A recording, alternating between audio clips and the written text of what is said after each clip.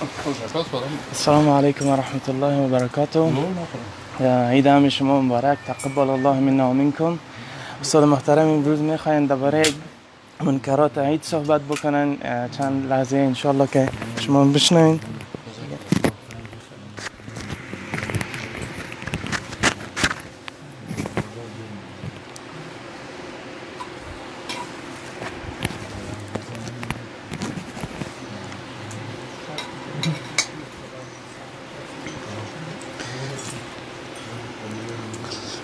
بسم الله الرحمن الرحیم. الحمد لله و الصلاة و السلام علی رسول الله صلی الله علیه و سلم و علی آله و صحبه اجمعین. یکی از موضوعاتی که انسان مسلمان رو در عید باید بفهمه موضوع منکرات و اعمال و اقوال و افعال زشت است که در عید که ما شما قبلا هم گفتیم که عید عبادت است. مثلا دو رکن اسلام، یک رکنش روزه هست، بعد از او عید میکنیم، و یک رکن دیگهش حج است که در وقت مراسم حج ما و شما عید میگیریم. این روزهای عبادت است و اعمال که در اینجا هست عبادت است. در این اعمال بعضی از منکرات میشه. منکرات چی را میگه؟ منکرات یعنی چیزهای منکر و زشت و ناروا و حرام، مکروه تحریمی، مکروه تنزیهی، اینا منکر هستند. چند قسم منکرات هست؟ منکرات چند قسم است. اول قسم منکرات اعتقادی هست. بعضی از مردم منکرات اعتقادی را میکنن.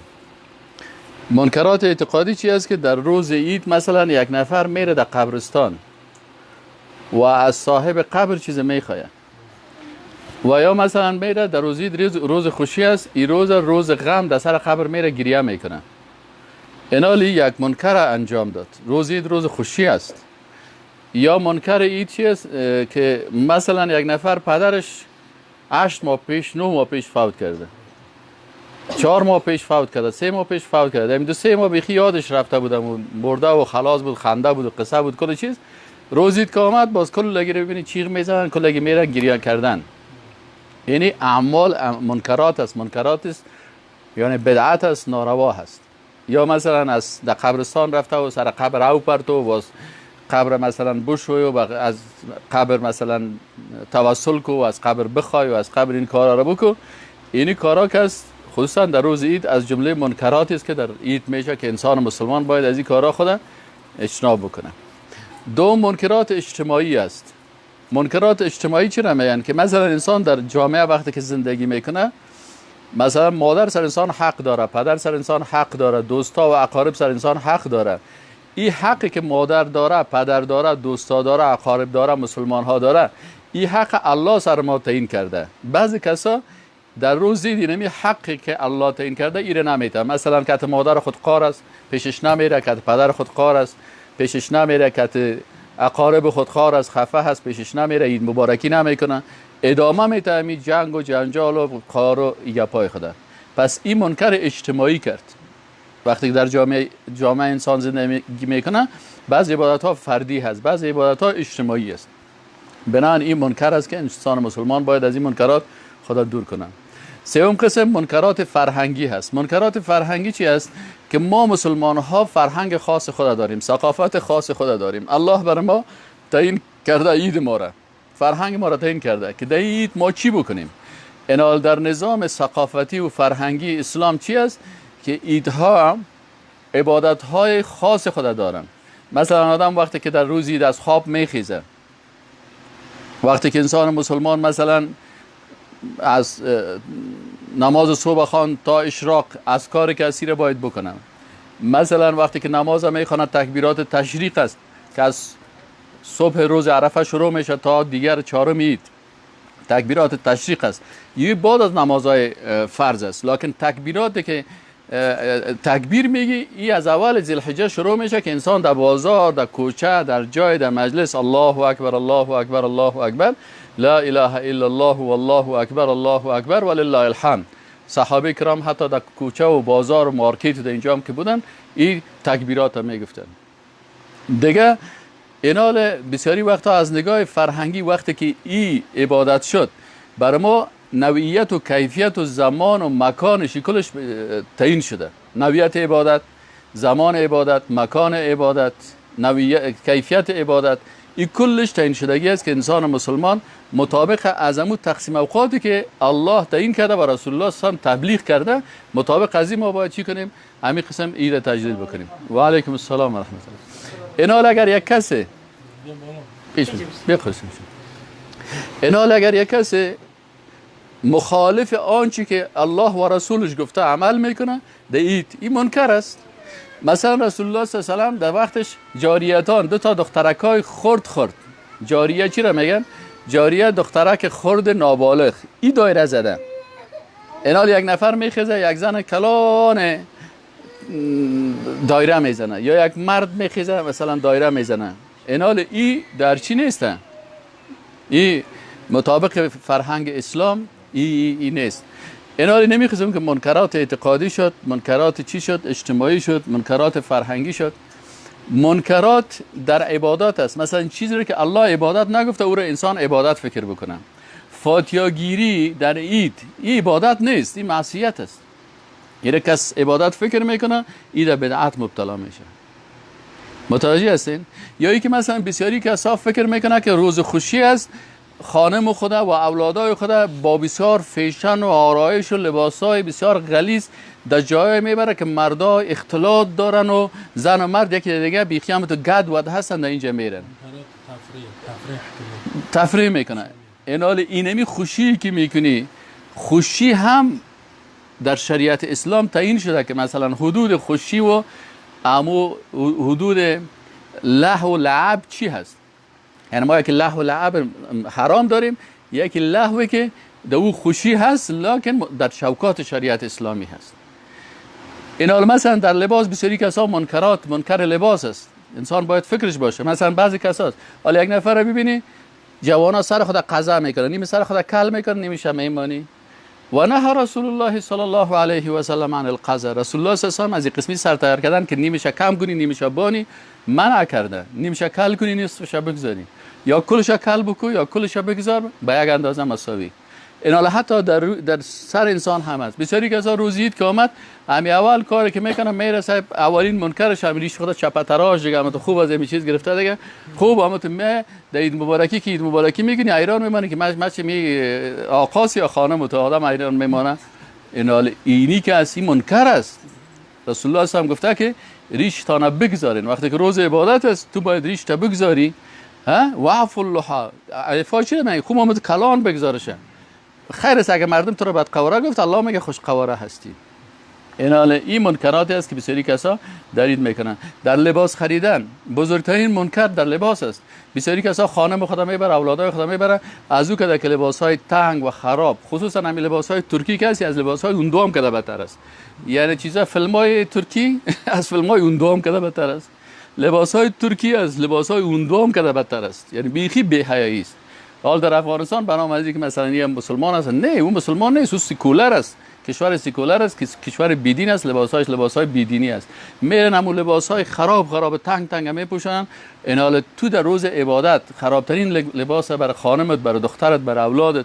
بعضی کسا را ببینی خودش مثلا چی است، دخترک خرد خودش 6 ساله و 7 ساله را اینقدر برهنه کرده که قولای از او، بدن از او، تمام اعضای بدن از او آشکارا میشه. پس انسان باید در لباس خود هم احکام الله را در روز عید در این منکرات خود مبتلا نکنه. بزرگترین منکر در روز عیدی است که بسیاری مسلمان ها فقرا و مساکین فراموش میکنه.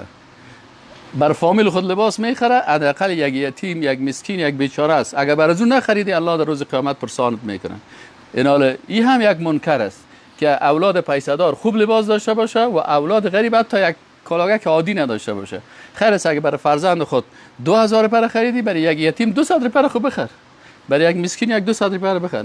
یا بسیاری کسا در قربانی امیر شنیدن که والا گوشت قربانی که هست، ما یک مولوی صاحب گفت که امی قربانی مقصد خون ریختاندن است. بچه هم یخچالا را خوب پاک کنین که باز هم یخچالا خوب تککبند چیز کنین.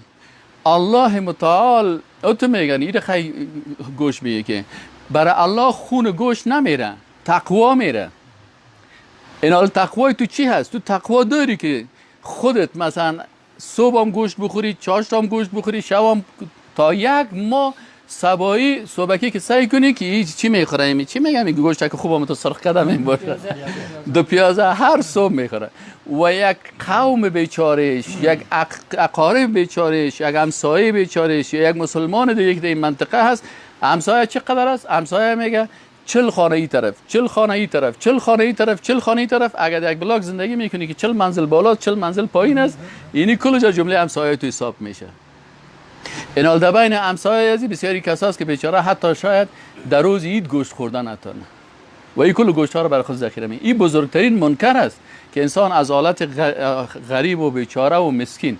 سعی کنید در عید رمضان، در عید فطر، صدقه فطر است که فقیرا جیبایش پر شود از پیسه. اگر مسلمان ها واقعا صدقه فطر خود برای فقیرا بده، فقیر ببینید که جیبکاش هم تو تکک بند است. و در عید قربان وقتی که در جایی که مسلمانایی که میدین با تقوا هستن، بیری یک روز یک همسایه ما بود، یک دختره که خورد ما بود و کتمه جربه است کرد، مرا گفت هی پدر تو بیای خانه ما را سعی کن، یک تار ما گوشت قاق نداریم. اون همسایه ما که قربانی نکردن 4 روز پان خوش کرده. ما برش گفتم این نمی اسلام است، این نمی اسلام است که آدم پیسدار یک قطار گوشت خوش نداشته باشه و غریب 4 قطار داشته باشه. این نمی عظمت اسلام است. پس اینال اگر کسی بر غریب تو را کمک نمیکنه، این در حقیقت منکرات است. دیگه چی است؟ از منکرات بسیار بزرگ خطرناکی دیگه می است که دختر خیل سر بچه خیل، وقتی که دختر نامزاد می باشه و بچه خیل میگه که قربانی میاری، این پیغمبر گفته در قرآن است، این کتاب یهود است، نصارا است، قربانی چی سر بچه خیل است؟ این است مصرف هم سر از اون است. اگر خودش آمد و کدام توفا مفا را گرفت و کدام دستگل آورد یا یک چیز آورد، دل خودش، اما ای که تو سر از او تحمیل میکنی که باید کل چیزا را بیاری، اینمی هم در جمله منکرات است که سر از او داماد خیلی تو را میگه که لباس بیار را اگر ناورد جنجال میکنه فلانی میکنه، او داماد بیچاره که است که امید بیای رنگش دیگه میپره، بازی آمد او ایواز که خوشی کنه غم میشه، این حالش تو کنم برم دیگه باش کالا بگیم قار میشه، باش که میوه چطور میشه، باش که قربانی نامزاد چطور میشه. اینی کارهایی است که منکرات است، در شریعت اسلامی نیست که سر یک کس ظلم بکنی. لا تظلمون ولا تظلمون، نه خودتان ظالم شوین و نه بالای شما ظلم شود. هر کس به اندازه توانایی خود اگر برای کس یک توفه. بسیاری کسا بعضی خانم ها در منکر بسیار بزرگی که خانم ها گرفتار هستند و از الله بترسن که شوهر بیچارهش مثلا کل مصرفی جیبایت میبینه که مثلا در جیبش کلش مثلا یک 10,000 12,000 میباشه، این 10,000 12,000 میگه برای یک 8,000 ش قربانی میگیرم، یک 2,000 پیش و یک ذره کلچه میگم چیز دیگه. الله که پستیش باید از این درجه 1 باشه که تو پستی که تو دست بزنی ترق همه تو باشه. ما چه مزینی کجور از چه بلاست از این که نبیاری خانه نبیاری، مثلا کشمش که میاری از کشمش های سبز درجه 1 بیاری، مثلا خسته نبیاری، بادام بیاری. الان که سهل کنی که در روزید مثلا مجبور هستی 30-40 هزار روپیه قرض کنی تا که کل از این چیزا رو بریم. در وقت رسول الله صلی الله علیه و آله گپا نبود. خلاص تکلف نیست. اگر کس واسش داره میخره، پیسه داره، چیزی میاره میخوره نوش جانش، کس که نداره خلاص هم چیزی کم و تراک است. یعنی از الله متعال ما و شما را توفیق نصیب بکنه که از این منکرات کس از این خدا حفظ بکنیم و همین روزایی که روزای عبادت است و اذکر الله فی ایام معدودات. سعی کنین. منکر دیگه ای است که عوض ذکر ساز میزنن، رقص میکنن، موسیقی میشنون، تلویزیون چالان است. این از منکرات بسیار خطرناک است. در هر خانه که داره که تلویزیونش چالان است و زنهای برهنه در موسیقی عوض 1 گنا 30 گنا ما حساب کردم استاد، 30 گنا حساب کردم. در اون موسیقی زن برهنه هست. الله میگه که و قل للمؤمنین یغضوا من ابصارهم. البته گفته که زن با حجاب اسونش سایل نکن. تو قرار شیشه دیگه متک در دستش است و اون قرار اونجا چیز میکنه. این چی منکر کلام است. همین خواندن که میکنه اون دعا الفاظ شرکی و کفری اینیا را میگن. بنان بسیاری کسا اختلاط است. زنای نامحرم و مردای نامحرم قول میته. وی زن که تو مرد قول نته خفه میشه. الله خفهش بسازه. تو الله را خفه میسازی. رسول الله صلی الله علیه و سلم ام المؤمنین عایشه صدیقه رضی الله عنها میگه که رسول الله هم دستش با دست زن نامحرم در زندگی چیز تماس نکرده بود. حتی بیعت که میکرد برای مردا با دست بیعت میکرد، با زنها و زبان دست نمیداد. این حال مرد مسلمان با زن نامحرم حق نداره که دست بده. مثلا دخترش است یا مادرش است یا خالهش است یا عمهش است که محارمش است، اینم شریعت اجازه داده. اما که مثلا همسایه اول صاحب یک منکر بسیار بزرگ پدرخواندگی و بیادرخواندگی است. میری که یک مردک کاته چاق و شیشته ای چیز این بیادرخوانده خانم است.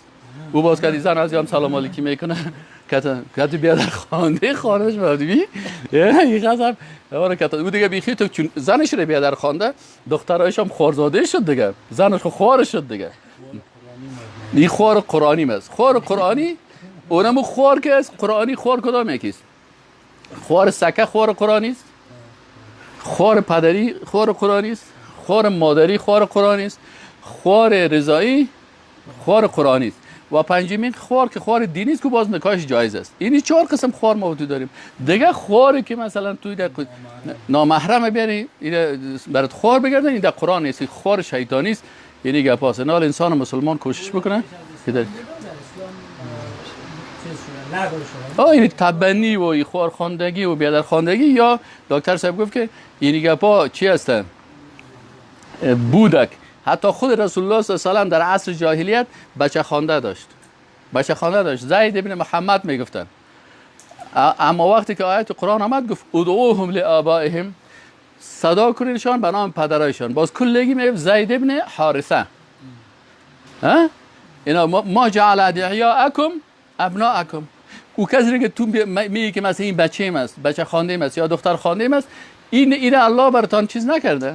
یا اگر یک کسی زن خودم مادر خود میگه متوجه هستید این مادر از این نمیشه. بنابراین مادر خواندگی، بچه خواندگی، دختر خواندگی خصوصا این مسئله حلال و حرام داخل میشه. چرا اینا محرم است در خانه خود میره و به امرای ازی مثل محرم واره برخورد میکنه. یکی از منکر بسیار خطرناک است.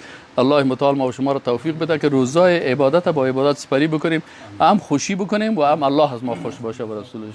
جزاکم الله خیر و السلام علیکم.